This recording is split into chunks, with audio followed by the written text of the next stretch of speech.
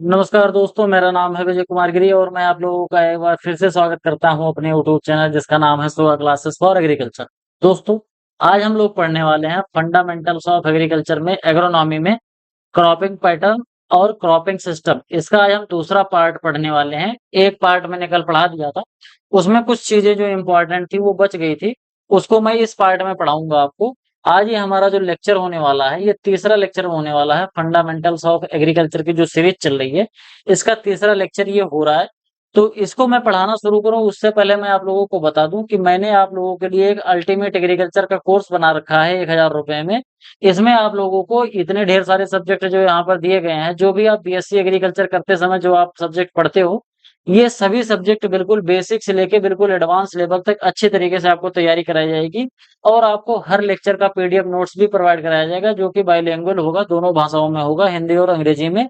इसको पढ़ लेने के बाद कोई भी वनडे एग्जाम हो, चाहे वो स्टेट गवर्नमेंट का कोई वनडे एग्जाम हो या फिर सेंट्रल गवर्नमेंट का कोई भी वनडे एग्जाम हो, कोई भी वैकेंसी हो, चाहे स्टेट गवर्नमेंट की हो चाहे सेंट्रल गवर्नमेंट की हो, अगर उसमें एग्रीकल्चर आ रहा है, एग्रीकल्चर पूछा जा रहा है, तो आपके लिए ये जो कोर्स होने वाला है बिल्कुल अल्टीमेट कोर्स होने वाला है। मेरी गारंटी है कि इस कोर्स को खरीद लेने के बाद आपको कहीं और से कोई बुक खरीदने की जरूरत नहीं पड़ेगी और किसी भी तरीके का और कोई भी कोर्स नहीं खरीदना पड़ेगा।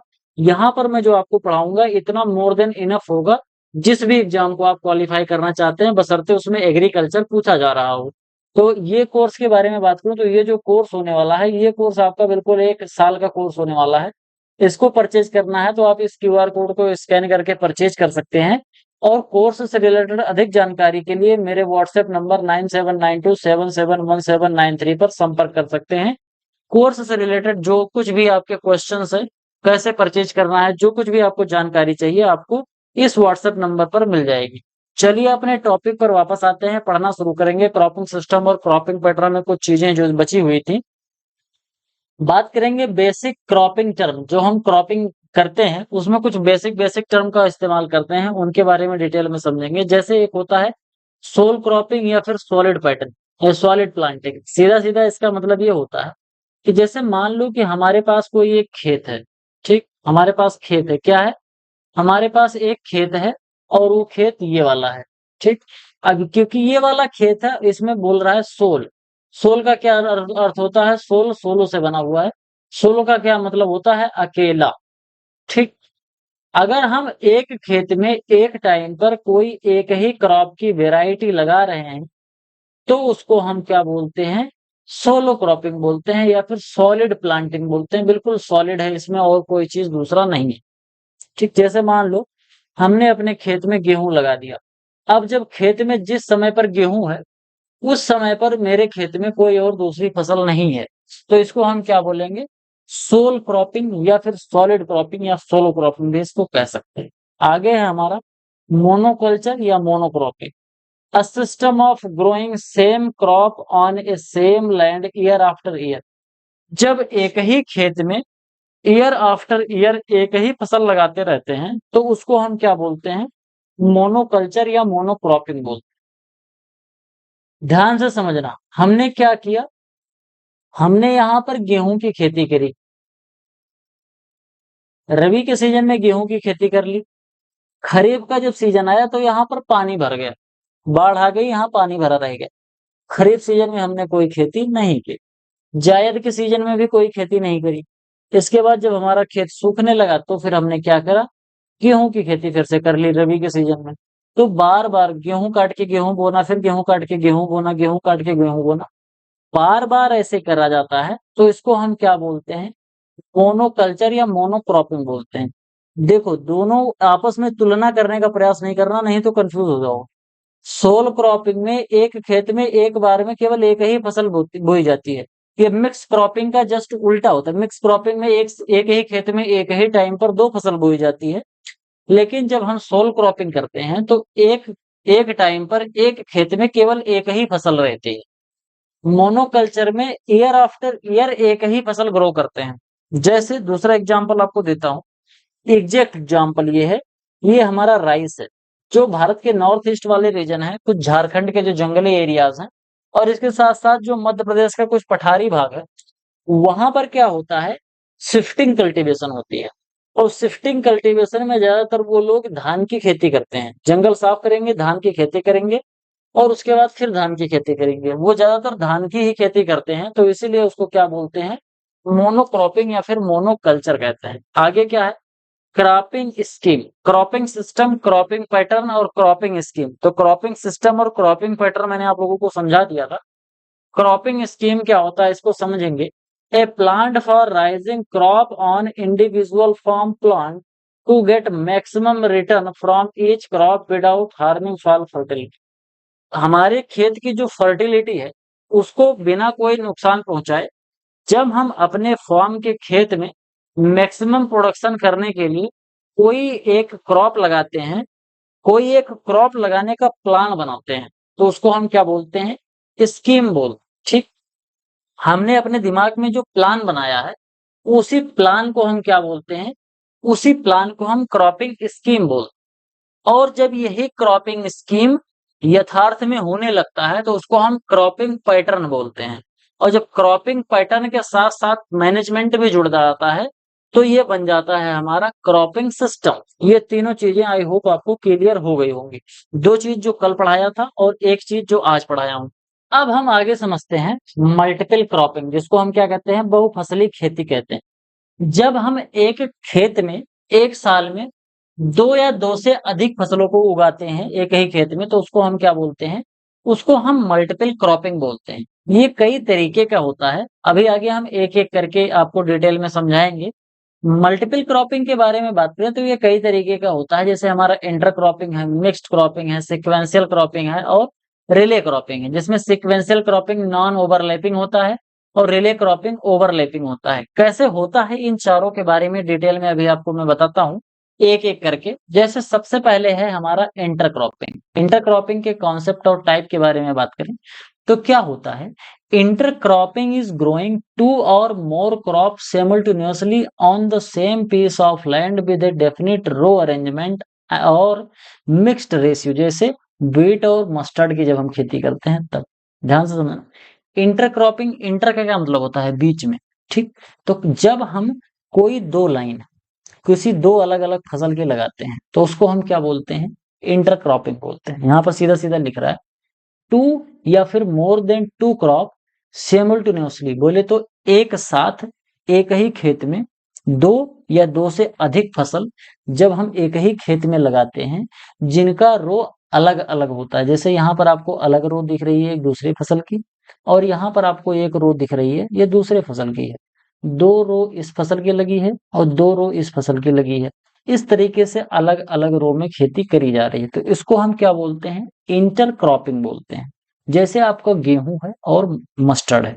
गेहूं के बारे में हम एग्जांपल में देखें तो हमने क्या किया कि 9 लाइन, 1 2 3 4 5 6 7 8 9, इस तरीके से हमने 9 लाइन किसकी खेती कर ली, 9 लाइन हमने खेती कर ली गेहूं की। इसके बाद एक लाइन हमने क्या लगा दिया, सरसों लगा दी। इधर भी हमने क्या कर दिया, एक लाइन सरसों की खेती कर दी। आगे फिर हम क्या करेंगे, फिर से हम यहाँ पर 1 2 3 4 5 6 7 8 9, इस तरीके से फिर से हमने 9 लाइन क्या कर दिया, 9 लाइन फिर से हमने गेहूं की खेती कर ली और एक सरसों। तो यहाँ पर आपको दिख रहा होगा ये 3 लाइन सरसों की हो गई, बाकी 9 लाइन यहाँ और 9 लाइन यहाँ, ये गेहूं की हो गई। तो इस तरीके से जो हम खेती करते हैं तो इसको क्या बोलते हैं, इंटरक्रॉपिंग बोलते हैं। इसमें लाइन में रहता है हर चीज, दो या दो से अधिक फसल रहेगी लेकिन सभी लाइन में रहेगी। अब ध्यान से समझना, जो हमारी इंटरक्रॉपिंग होती है ये भी कई तरीके की होती है। जैसे एक तो होता है parallel cropping, growing crop of different growth habit with zero competition. जब हम कोई दो क्रॉप ऐसी ग्रो करते हैं जो कि हमारे खेत में ऐसी हो तो आपस में बिल्कुल कंपटीशन नहीं करें, जिसको हम क्या बोलते हैं, सप्लीमेंट्री क्रॉपिंग। सप्लीमेंट्री क्रॉपिंग होती है, इसके बारे में मैंने आप लोगों को अल्टीमेट एग्रीकल्चर का जो मैंने पेड कोर्स लॉन्च कर रखा है उसमें डिटेल में पढ़ा रखा है। तो पैरेलल क्रॉपिंग में सीधा सीधा मतलब है कि हम ऐसी दो फसलों का चुनाव करते हैं जो आपस में एक दूसरे से बिल्कुल भिन्न है। इनकी हाइट भिन्न है, ग्रोइंग हैबिट भिन्न है, रूट इनकी अलग अलग अलग है, न्यूट्रिएंट की जो रिक्वायरमेंट है उसका टाइम भी अलग अलग है। तो इस तरीके की जो क्रॉपिंग होती है उसको हम क्या बोलते हैं, पैरेलल क्रॉपिंग बोलते हैं। ये हमारा जैसे ब्लैक ग्राम है और मेज है। ब्लैक ग्राम जो होता है इसकी जड़ें बहुत नीचे तक जाती हैं और ये दलहनी फसल है, जबकि जो हमारा मेज है इसकी जो जड़ है बहुत नीचे तक नहीं जाती, इसकी अपेक्षा थोड़ा कम जाती है और ये एक अनाज वाली फसल है। इसकी हाइट ज्यादा होती है मेज की, और ब्लैक ग्राम की जो हमारी हाइट होती है वो कम होती है। तो आपस में इन दोनों में कोई कंपटीशन नहीं होता है, तो इसको हम क्या बोलते हैं, पैरेलल क्रॉपिंग बोलते हैं। अगला है कंपेनियन क्रॉपिंग, यानी कि production of both intercrop in equal to their sole planting. इसको हम कंपेनियन क्रॉपिंग बोलते हैं। इसको आप ध्यान से ऐसे समझो कि जैसे मान लो हमारे पास एक खेत है, अगर इस खेत में हम केवल आलू की बुआई करते तब भी हम 100 पौधे लगाते। एग्जाम्पल से समझना, अगर हम केवल आलू की बुआई करते तब भी 100 पौधे लगा रहे हैं, और जब हम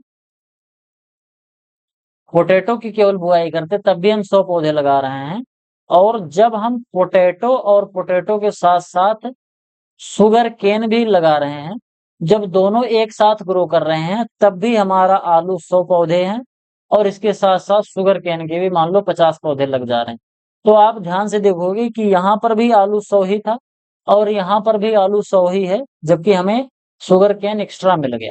तो हमारी जो मेन क्रॉप है, सोल क्रॉप जो है, उसके यील्ड में कोई प्रभाव नहीं पड़ रहा है। जितना पहले प्रोडक्शन इसमें आलू का होता था उतना ही प्रोडक्शन आलू का यहाँ भी हो रहा है, और एक्स्ट्रा रूप से हमको शुगर केन का प्रोडक्शन भी मिल जा रहा है। तो ये क्या है, हमारा कंपेनियन क्रॉपिंग। अगला है मल्टी स्टोरेड क्रॉपिंग, जिसको क्या बोलते हैं, बहुमंजिला फसल। जब हम एक ही खेत में अलग अलग ऊंचाई की फसल एक साथ बोते हैं तो उसको हम क्या बोलते हैं, बहुमंजिला फसल। जैसे सबसे पहले तो हमने क्या बो दिया, हमने बो दिया अनानास। क्या बो दिया, पाइनएप्पल। पाइनएप्पल बो दिया। पाइनएप्पल के साथ साथ हमने क्या कर दिया, पपाया लगा दिया। पपाया के साथ साथ हमने क्या लगा दिया, कोकोनट लगा दिया। और कोकोनट के साथ साथ क्या लगा दिया, ब्लैक ब्लैक पेपर लगा दिया। तो 1 2 3 4, ये 4 फसलें हमने एक ही खेत में ग्रो कर दी। अब अगर ध्यान से देखोगे तो आपको जो पाइन एप्पल है वो जमीन में रहेगा और थोड़ी सी छोटी सी हाइट होगी। वो ज्यादा से ज्यादा अपना 30 सेंटीमीटर के ऊपर जाता है, इससे ऊपर नहीं जाता है। 30 सेंटीमीटर, 40 सेंटीमीटर। फिर जो हमारा पपाया है वो इतना ऊपर तक जाएगा। कोकोनट जो हमारा है वो इतना ऊपर तक जाएगा। इस तरीके से तीनों की हाइट अलग अलग होगी। और जो हमारा ब्लैक पेपर है ये इसी कोकोनट के पौधे पर ऐसे लता के नुमा, क्योंकि ये वाइन होती है तो इस तरीके से चढ़ जाएगा। तो कितना हो गया, 1 2 3 और 4 फसलें हमने लगा दी एक ही खेत में एक ही टाइम पर। इनकी हाइट अलग अलग है, तो इसको हम क्या बोलते हैं, मल्टी स्टोरेज क्रॉपिंग बोलते हैं। अगला है सिनर्जिक क्रॉपिंग। क्या होता है, yield of both crop are higher than their pure crop. ध्यान से समझना, अगर हम केवल शुगर केन की क्रॉप लगाते तो मान लो हमको प्रोडक्शन मिलता 100 किलोग्राम। अगर हम केवल पोटैटो की खेती करते तो हमको मान लो प्रोडक्शन मिलता 100 किलोग्राम। ये अकेले अकेले का है।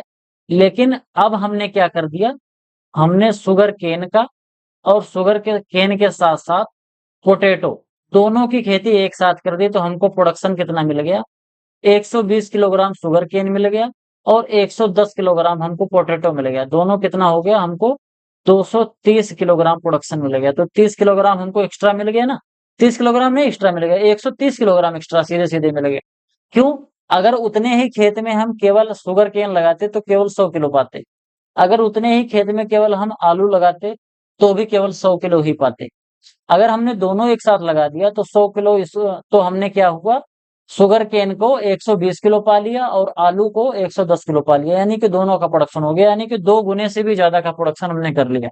जहां या तो हमें केवल 100 किलोग्राम केवल गन्ना मिलता, या तो फिर हमें केवल 100 किलोग्राम आलू मिलता, वहां पर हमें क्या मिल रहा है, हमको दोनों मिल रहा है। शुगर केन भी मिल रहा है और आलू भी मिल रहा है, और दोनों से ज्यादा मिल रहा है। जितना पहले मिलना चाहिए था उससे ज्यादा मिल रहा है। अगला है इंटरक्रॉपिंग के टाइप कौन कौन से होते हैं। एक तो एडिटिव सीरीज इंटरक्रॉपिंग होती है, एक रिप्लेसमेंट सीरीज इंटरक्रॉपिंग होती एडेटिव सीरीज इंटरक्रॉपिंग और रिप्लेसमेंट सीरीज ऑफ इंटरक्रॉपिंग कैसे होती है, मैं आप दोनों को बताता हूँ, दोनों को आपको बता देता हूँ, ध्यान से समझना। हमने क्या किया, 1 2 3 4 5 6 7 8 9 10, ये हमने 10 लाइन किसी एक पौधे की ग्रो करी है। क्या करा है, 10 लाइन हमने किसी पौधे की ग्रो करी है।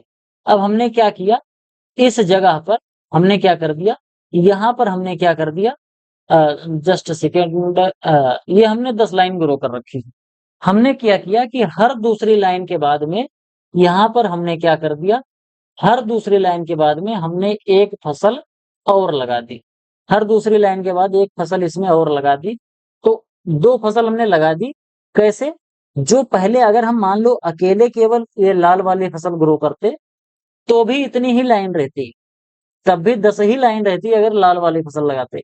लेकिन हरी वाली जब फसल हमने लगाई तो हमने क्या कर दिया, बीच बीच में लगा दिया, यानी कि लाल वाली फसल की स्पेसिंग में कोई भी चेंज नहीं किया। इनका जो अकेले जो अगर बेस क्रॉप या मेन क्रॉप जो होती, उसका प्रोडक्शन तभी भी उतना ही था जितना अब हम इंटर क्रॉप में कर रहे हैं, तब भी 10 लाइन है, और जब मिला के बो रहे हैं तब भी 10 लाइन है। तो इसमें एक्स्ट्रा क्या हुआ, इसमें एडिटिव का मतलब सीधा सीधा इसमें ऐड हो रहा है। ऐड क्या हो रहा है, इसमें हरी लाइन 1 2 3 4, 4 लाइन इसमें हरी जो है वो ऐड हो गई। अगला है हमारा रिप्लेसमेंट सीरीज इंटरक्रॉपिंग। इसमें क्या होता है, मान लेते हैं हमारे पास ये 1 2 3 4 5 6 7 8 9 10, ये हमारे पास मान लेते हैं 10 लाइन एक फसल की है। अगर हम अकेले ग्रो करते इस लाइन को तो हमारे पास ये 10 फसल होती। हमने क्या किया, हर दूसरी लाइन को हमने रिप्लेस कर दिया। क्या कर दिया, हर दूसरी लाइन को हमने रिप्लेस कर दिया। यानी कि अगर हम अकेले लगाते तो इस तरीके से 10 लाइन लगाते, लेकिन अब हमने इंटरक्रॉपिंग करनी है तो हमने क्या किया कि हर तीसरी लाइन को हमने डिलीट कर दिया, तीसरी लाइन को किसी दूसरी फसल से हमने चेंज कर दिया। तो यहाँ पर आप देखोगे तो जो टोटल लाइन थी वो कितनी है, अभी भी 10 ही है, लेकिन यहाँ 10 में 4 अलग से जुड़ गई, तो इसमें अलग से जुड़ रही थी इसलिए एडिटिव है। और यहाँ पर हरी लाइन को लाल लाइन से रिप्लेस कर दिया जा रहा है, इस वजह से इसको रिप्लेसमेंट सीरीज बोलते हैं। Both crop R component crop and neither it condition in considered the main crop. The plant population of the both crop is less than their recommended population in pure standard. Pure standard में मान लो यहाँ 10 line होनी चाहिए थी हरे की, तो कितनी है इस समय, 2 2 4 2 6 एक साथ ही लाइन केवल रह गई। और अगर केवल लाल रहता तो 10 रहता, लेकिन वो भी 3 हो गए, तो यानी कि दोनों घट रहे हैं। और इसमें एक नहीं घट रहा है, 10 पहले ही था, 10 अब भी है, और इसमें 4 लाइन अलग से ऐड हो गई हैं। तो ये एडिटिव सीरीज होता है और ये रिप्लेसमेंट सीरीज होता है। आई होप आपको अच्छे से समझ में आया होगा कि ये दोनों का मतलब होता क्या है। प्रीरिक्विजिट्स ऑफ सक्सेसफुल इंटरक्रॉपिंग, यानी कि सफल अंतः फसल के लिए पूर्वापेक्षाएं क्या होनी चाहिए। यानी कि अगर हम इंटरक्रॉपिंग कर रहे हैं तो इंटरक्रॉपिंग करते समय हमको कौन कौन सी चीजें ध्यान में रखनी होती है जिससे जो हमारी इंटरक्रॉपिंग है वो सक्सेसफुल हो जाए।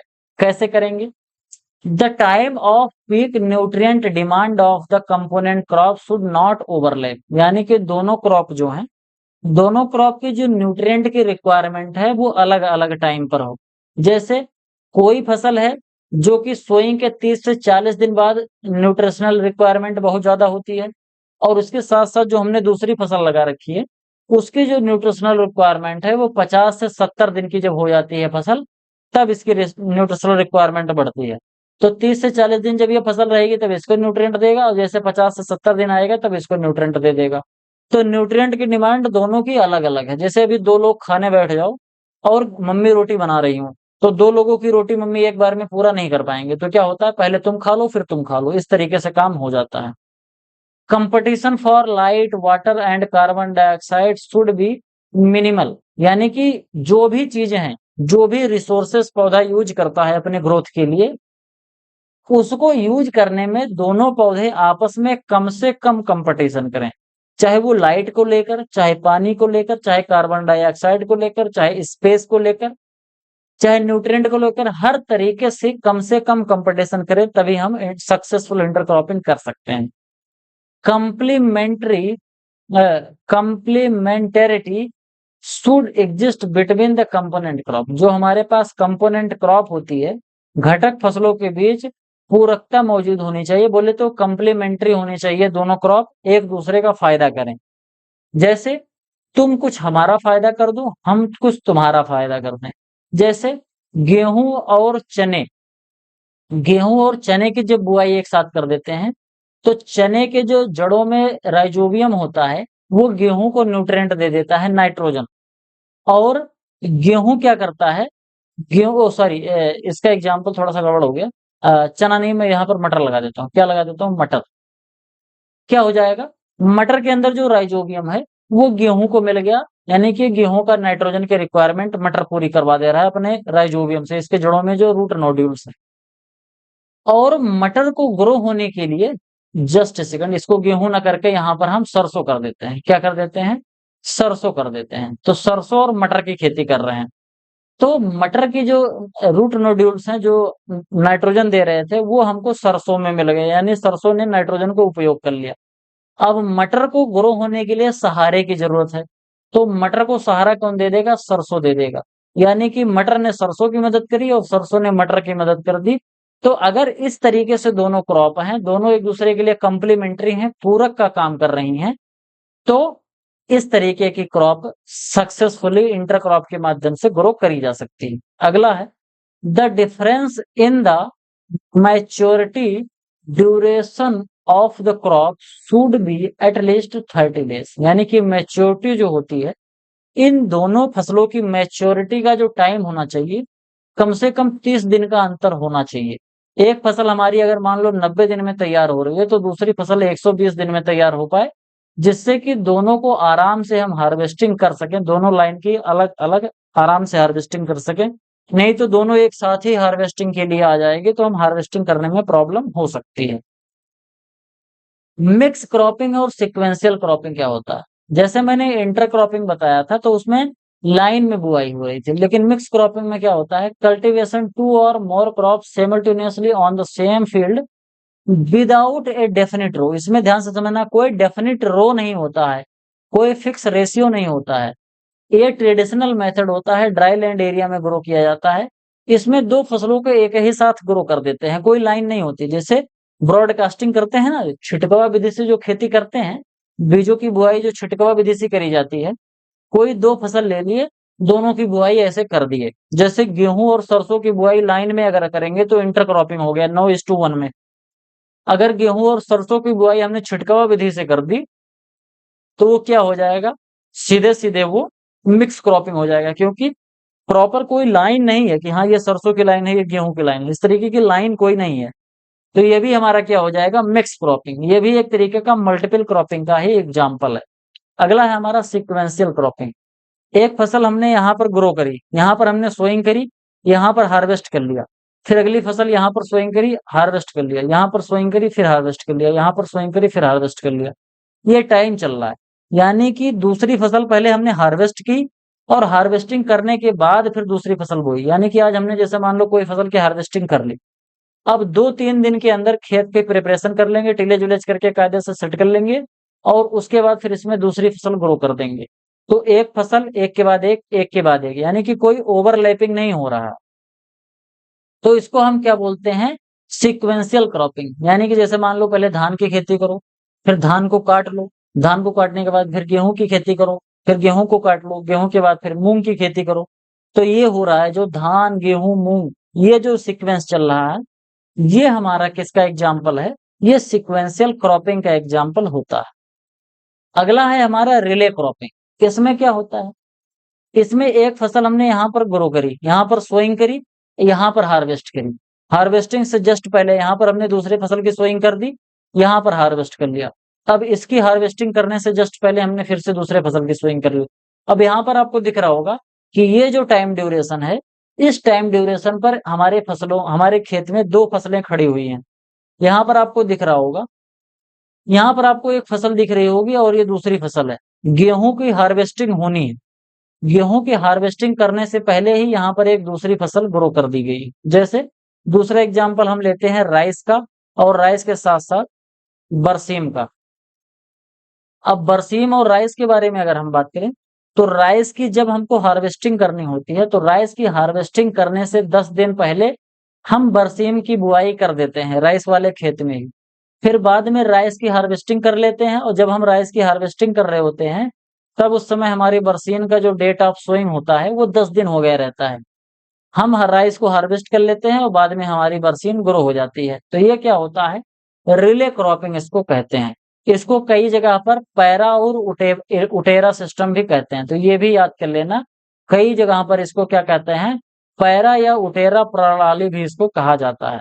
तो ये चाहे रिले क्रॉपिंग बोल लो या फिर पैरा या उटेरा क्रॉपिंग बोल लो।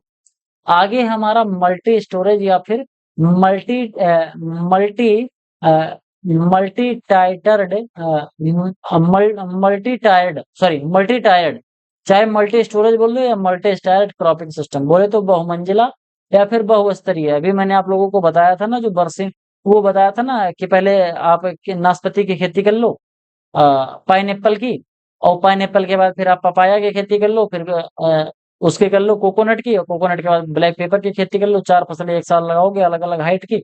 तो यही होता है हमारा मल्टी स्टोरेज क्रॉपिंग या फिर बहुमंजिला फसली। आगे है choice of crop for intensive cropping. अगर हमको इंटेंसिव क्रॉपिंग करनी है, यानी कि ज्यादा फसलें ग्रो करनी है एक साल के अंदर अंदर, तो क्या करना चाहिए, crop should be arrange to avoid negative allopathic effect and nutrients competition for the same soil layer. जो भी हम क्रॉप ग्रो कर रहे हैं उनके बीच में एलोपैथिक इफेक्ट नहीं होना चाहिए। एलोपैथिक इफेक्ट यानी कि एक पौधा जो है वो कुछ इस तरीके का केमिकल निकाल रहा है जो हमारे दूसरे पौधे के लिए हार्मफुल होता है, तो इस तरीका का नहीं होना चाहिए। इसके साथ साथ न्यूट्रिएंट के लिए कंपटीशन नहीं होना चाहिए। लेग्यूम जरूर हमको ऐड करना चाहिए अपने क्रॉपिंग पैटर्न में। जो भी हम फसल लगा रहे हैं उसमें साल भर में एक बार लेग्यूम जरूर लगाना चाहिए। Vegetable valuable due to high cost value nutritional benefit supplementary intercropping और रिले क्रॉपिंग। शॉर्ट ड्यूरेशन की क्रॉप होनी चाहिए। फोटो पीरियोडिक इनसेंसिटिव जीनोटाइप होना चाहिए। अगर उसको थोड़ा सा ज्यादा सनलाइट मिले या थोड़ा सा कम सनलाइट मिले तो भी कोई दिक्कत ना हो, तभी हम फसलों को ग्रो कर सकते हैं। तो कुछ इंपॉर्टेंट चीजें हैं, न्यूट्रिएंट के प्रति ज्यादा कंपटीशन ना करती हो फसलें, एलोपैथिक इफेक्ट ना होता हो, अपने क्रॉपिंग सिस्टम क्रॉपिंग जो हमारा पैटर्न है उस क्रॉपिंग पैटर्न में जो क्रॉपिंग स्कीम हमने बनाई है उस क्रॉपिंग स्कीम में दाल वाली फसलें जरूर होनी चाहिए। 2-3 फसल अगर हम ग्रो कर रहे हैं तो उसमें 1-2 फसलें ज्यादा गहरी जड़ वाली होनी चाहिए, 1-2 फसलें कम गहरी जड़ वाली होनी चाहिए, और जो फसलें होनी चाहिए वो शॉर्ट ड्यूरेशन की होनी चाहिए। अगर शॉर्ट ड्यूरेशन की फसल होगी तो 1 साल के अंदर हम 3 या 4 फसल लगा सकते हैं। लेकिन अगर लॉन्ग ड्यूरेशन की फसल होगी, ज्यादा लंबे समय तक फसल रहेगी खेत में, तो हम ढेर सारी फसल 3 या 4 फसल 1 साल के अंदर नहीं लगा पाएंगे। तो ये कुछ इंपॉर्टेंट चीजें होती हैं जो इंटेंसिव क्रॉपिंग अगर हमको करनी है, जिसको हम क्या बोलते हैं, सघन खेती करनी है, तो ये सभी चीजें जरूर ध्यान में रखनी होती हैं। आगे है इनोवेटिव फार्मिंग टेक्निक, जिसमें हम टेरा फार्मिंग होता है। टेरा फार्मिंग जो होता है इस तरीके से होता है, इसमें पूरे खेत को एक कंट्रोल चेंबर में रख दिया जाता है। पूरा जो खेत है उसको एक प्रोटेक्टिव लेयर के अंदर ढक दिया जाता है, और इसके अंदर का जो भी इन्वायरमेंट है उसको बिल्कुल अर्थ का इन्वायरमेंट बनाया जाता है। या फिर दूसरी भाषा में बोले कि पौधे की ग्रोथ के लिए जिस तरीके का इन्वायरमेंट चाहिए, जिस तरीके का सॉइल चाहिए, जो भी न्यूट्रिएंट चाहिए, ये सभी एक प्रोटेक्टिव लेयर के अंतर्गत यहाँ पर रख के खेती करते हैं। इसको कहते हैं टेराफॉर्मिंग। ये टेराफॉर्मिंग जो टेक्निक है अभी फिलहाल ये लेबोरेटरी में ही है, और इसका जो इस पे है प्रयोग वो चल रहा है। इसका मेन मकसद तो ये है कि आने वाले समय में जब पृथ्वी के लोग जाके मंगल ग्रह पर रहने लगेंगे, तो वहां पर जब स्टार्टिंग में ये जाएंगे तो वहां पर खेती करेंगे कैसे, क्योंकि मंगल का वातावरण ऐसा नहीं है जिस तरीके से पृथ्वी का है। तो वहां पर प्रॉपर तरीके से हम कल्टीवेशन कर पाए, इसीलिए एक ऐसे प्रोटेक्टिव इन्वायरमेंटल क्लाइमेट बनाया जाता है, एक प्रोटेक्टेड ऐसा आर्टिफिशियल इन्वायरमेंट बनाया जाता है जिससे कि हम एक कंट्रोल इन्वायरमेंट में फसलों की खेती कर पाए। तो इसी को टेराफॉर्मिंग बोला जाता है। ये अभी डेवलप किया जा रहा है, और इसके साथ साथ जो हमारे प्लांट्स हैं इनके अंदर भी बायोलॉजिकली इंजीनियरिंग करी जा रही है, जेनेटिक इंजीनियरिंग इसके अंदर भी किया जा रहा है कि जिससे जो पौधे हैं ये थोड़े हार्श कंडीशन यानी कि थोड़े से टेम्परेचर फ्लक्चुएशन को डेवलप कर रजिस्ट कर ले जाएं। तो इस तरीके का जो मंगल ग्रह का जो इन्वायरमेंट है उसके हिसाब से पौधे को डेवलप किया जा रहा है। तो थोड़ा सा पौधे को डेवलप करेंगे, थोड़ा सा इन्वायरमेंट को चेंज करेंगे, तो दोनों तरीके से करके फिर टेराफॉर्मिंग का एक नेक्स्ट कॉन्सेप्ट आया है। अगला है हमारा aeroponics, a technique of growing plants in an air or mist environment without soil। जब किसी बिना सॉयल के, बिना किसी रूटिंग मीडियम के हम खेती करते हैं तो उसको एरोपोनिक्स बोलते हैं। इसमें जो वाटर की सेविंग होती है वो लगभग 98% सेविंग हो जाती है। जहां पर हमको 100 लीटर पानी देना था वहां पर हम केवल 2 लीटर पानी में काम चला सकते हैं। जहां पर हमको 100 किलोग्राम फर्टिलाइजर देना था वहां पर हम केवल 40 किलोग्राम फर्टिलाइजर देंगे। जहां पर पेस्टिसाइड हमको देना था वहां पर हम टोटल पेस्टिसाइड अपना बचा लेंगे, बोले तो हमको पेस्टिसाइड देना ही नहीं पड़ेगा। ये नासा में इस समय पर थोड़ा सा इस पर रिसर्च चल रही है एरोपोनिक्स के बारे में। यहाँ पर आप ध्यान से देखोगे तो ये कंट्रोल क्लाइमेट है। यहाँ पर ये क्या है, एक कंट्रोल चेम्बर है, ये अंदर से बिल्कुल एयर टाइट चेम्बर है।